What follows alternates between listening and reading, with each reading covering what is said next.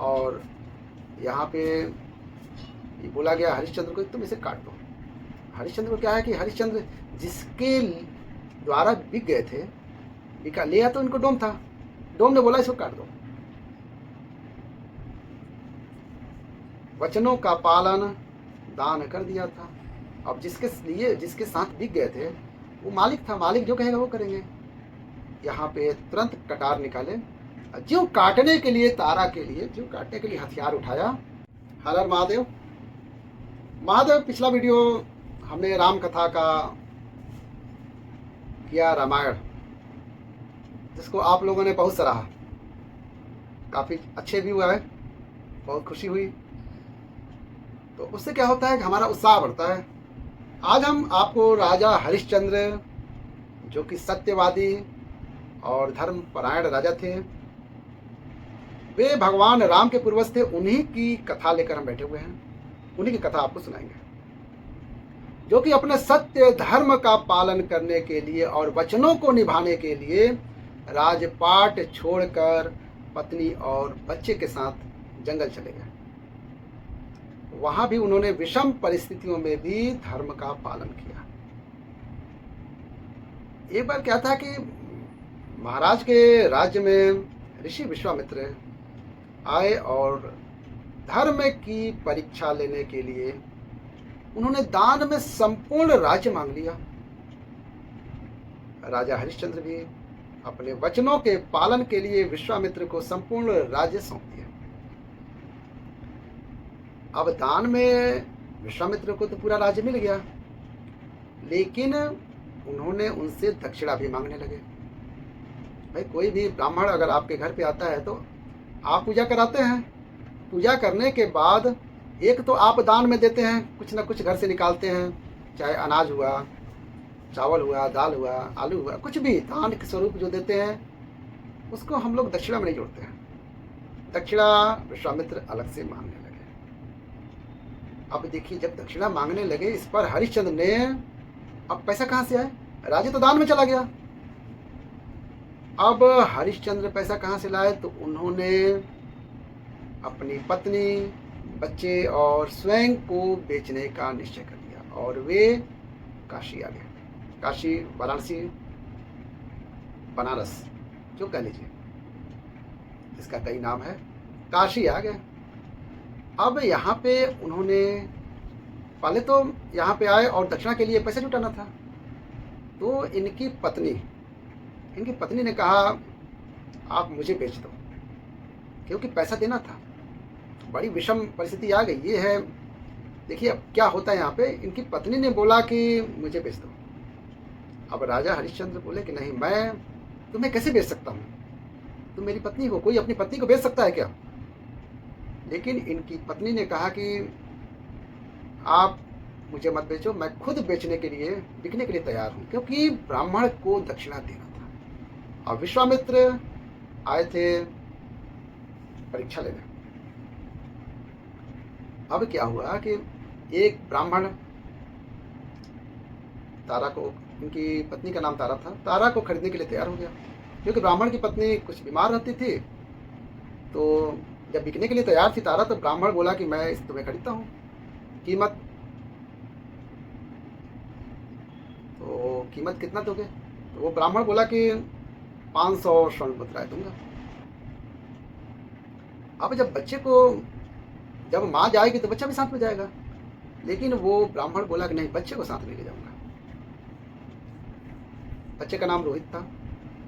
अब माँ जाएगी तो बच्चा भी जाएगा। तो माँ ने कहा कि बच्चे को भी ले लो, बच्चा भी कुछ काम करता रहेगा। तो ब्राह्मण बोला चलो ठीक है, बच्चा हमारे पूजा पाठ में सहयोग करेगा, फूल पत्ती वगैरह तोड़ कर लाएगा। ठीक है, बच्चे का कितना दोगे। ब्राह्मण बोला इसके 100 मुद्राएं दे दूंगा। अब देखिए, विश्वामित्र दक्षिणा में 1100 मुद्राएं मांगे थे, तो 500 और 100, 600 हो गया। देना था 1100। विश्वामित्र आगे पैसा लेने के लिए। महाराज हरिश्चंद्र ने बोला था आज शाम तक आपको दक्षिणा के पैसे दे दूंगा। देखिए, एक राजा कहां से कहां चला गया, धर्म की रक्षा करने के लिए और वचनों को निभाने के लिए। अब वे अब तो दो तो बिक गए, तारा और रोहित।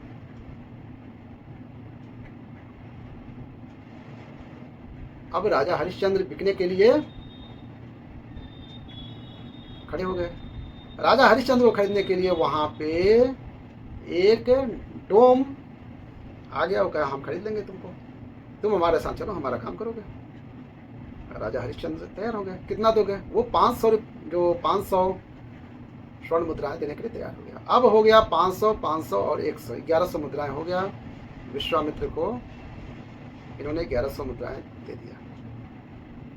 और डोम के यहाँ, डोम का काम जो घाट पर था जहाँ पे लाशें जलती थी, वहाँ पे इन्होंने अपना कार्य करना शुरू कर दिया। इधर उनकी पत्नी तारा और बेटा रोहित ब्राह्मण के यहाँ भी गए थे। अब यहाँ से इनका दुख कम नहीं हो रहा है।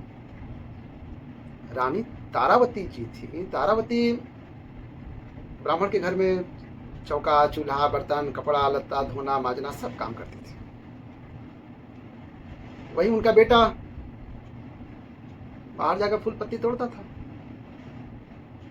अचानक से घटना घटी, रोहित को एक सांप ने डस लिया।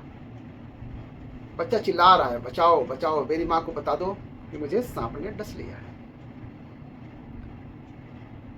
माँ तो काम कर रही थी, तो किसी ने सुना, वो जाके खोजते खोजते किसी को बताया कि भाई किसी के बच्चे को सांप ने डस लिया है इस जगह पे। तारा को पता चला, तारा तुरंत छट दे उठी चलने के लिए। ब्राह्मण देवता उसे रोक लिए। देखिए ये विधि का विधान कहाँ से कहाँ ले जा रहा है। रोक लिया, नहीं नहीं, सारा काम करके तुम्हें जाना, कहीं भी जाओ, सारा काम पूरा करो फिर जाओ। पूरा काम होते होते तारामती को रात हो गया। रात में गई, तब तक उसका बच्चा शांत हो चुका था। लेकिन बड़ी मर्म कहानी है ये कथा जो है। शांत हो गया था, अब क्या करे।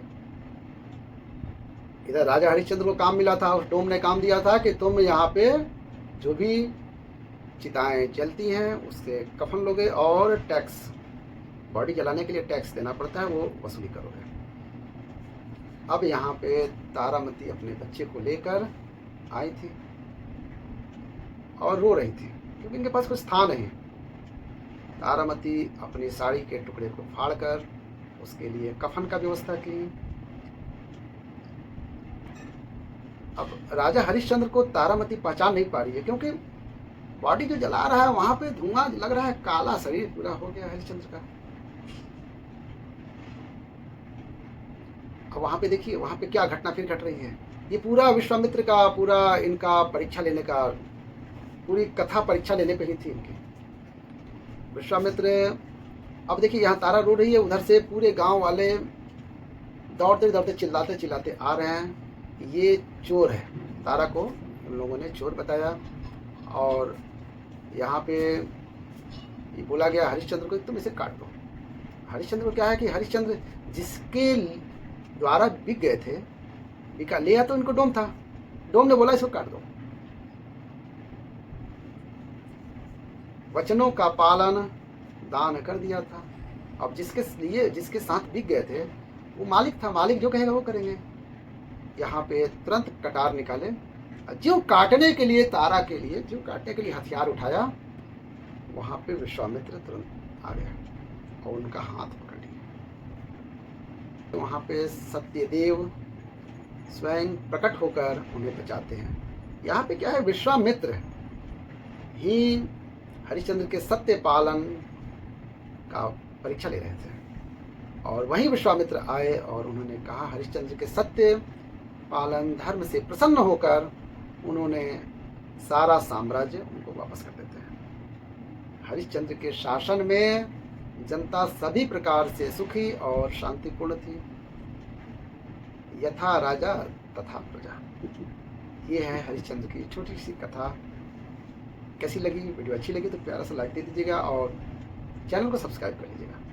सब्सक्राइब करते समय आपको यहाँ पे घंटी का बटन मिलेगा, उसे दबा दीजिएगा। ठीक है, वीडियो के अंत करते हैं और वीडियो में कोई भी कमी सुधार की जरूरत पड़ेगी। देखिए कथा है तो कथा में कुछ शब्दों का हेरफेर हो सकता है, हम मानते हैं। अगर इसमें आपको कोई त्रुटि लग रही है तो कमेंट जरूर करिएगा, सुधार किया जाएगा। हर हर महादेव।